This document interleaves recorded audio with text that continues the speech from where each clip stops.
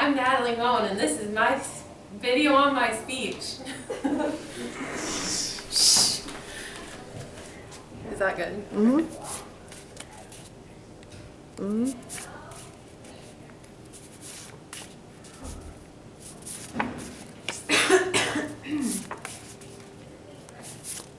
Just tell me when I get to the end.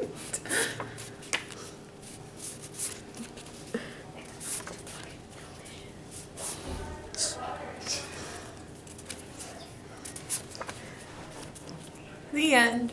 Okay, now pan on.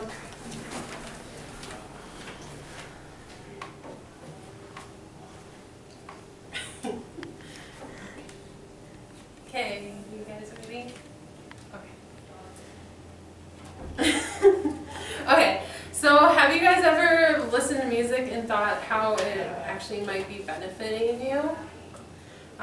Music is known to be effective as treatment by using it as a treatment by using the mind to improve your mental health. And music therapy is a well-established health program, and it's used to address an individual's cognitive, emotional, physical, and their social needs. First, I'd like to talk about what music therapy is and how it's used today. So according to musictherapy.org, music therapy is an established health profession in which music is used within a therapeutic relationship to address the needs of an individual. Some examples of what music therapy would look like is people with dementia or hospitalized patients, because it helps to get their mind off the pain. And also, according to Berkeley.org, they did research on, and they found out that premature infants that listen to music, it can help them grow or gain weight, and it helps them stabilize their sleeping patterns. Okay, so now that you know that you understand what music therapy is, I'm going to talk about how it affects your body. According to the article Strike a Chord for Health, music can trigger certain parts of your brain. It's called the medial frontal cortex, and it's right behind your eyes.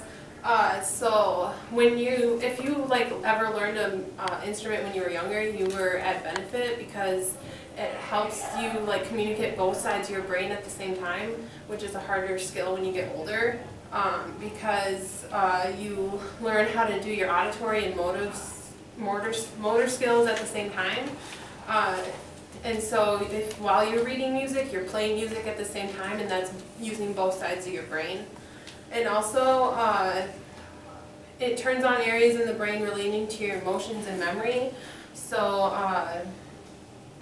as for people with Alzheimer's, that's the last thing that goes in their brain.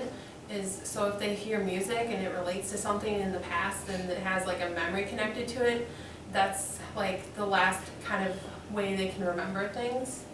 And also, scientists have found listening to music reduces your pain, anxiety, depression, and stress.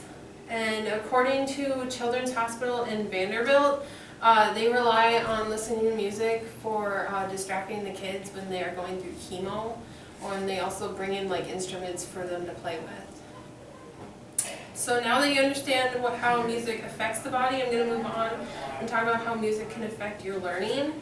A study done at University of California was to see what type of genre can affect your stress level and how stress can correlate to your learning.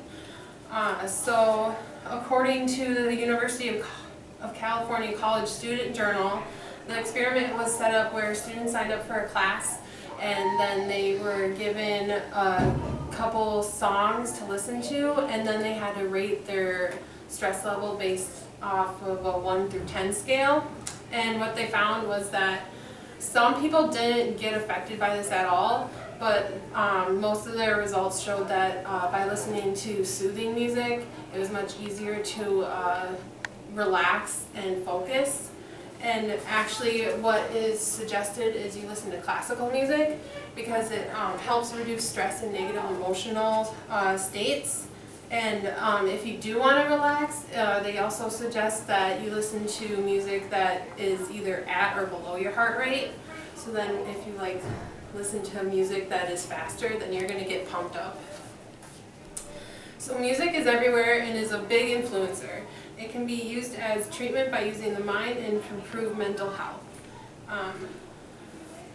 Although music is known to be for fun or to dance to, it can also be used therapeutically to address an individual's physical, emotional, cognitive, and social needs.